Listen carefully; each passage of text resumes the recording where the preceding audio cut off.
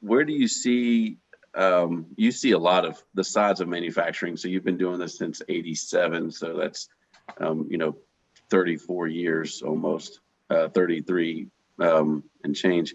And then what do you've seen manufacturing change from, 33 years ago, CNC routers were just kind of hitting the wood manufacturing side of things. And then, you've seen a lot of that change in terms of what people spend money on. Where do you think it's going? Seeing the trajectory and what people are spending money on now, what do you think they'll be spending money on in 5 years, different from today, maybe?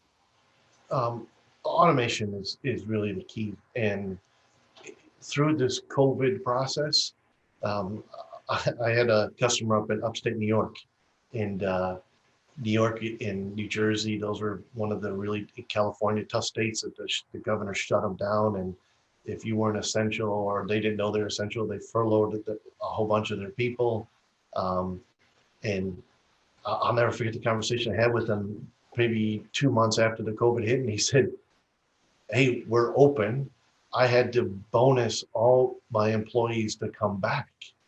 And he said, "I had to give them a bonus to come back, just to come back to work because we were making more on unemployment." And he said, "This is ridiculous. We need to automate our facility even more so than it is now." And so manufacturing, yes, may not have as many jobs, but because of the technology for, just use a CNC router that you have potentially two operators. Now you can eliminate with a pick and place or with a feed system or an unload system where you have one operator doing everything.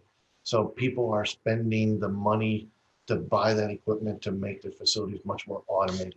Um, People are busy, but because of that, the manufacturing side, it's, you listen to a debate the other day and they said, "Hey, the manufacturing jobs, there are, most of the companies that I do business with are booming and they're super busy right now and they need to add more people and more equipment. They're trying to do both."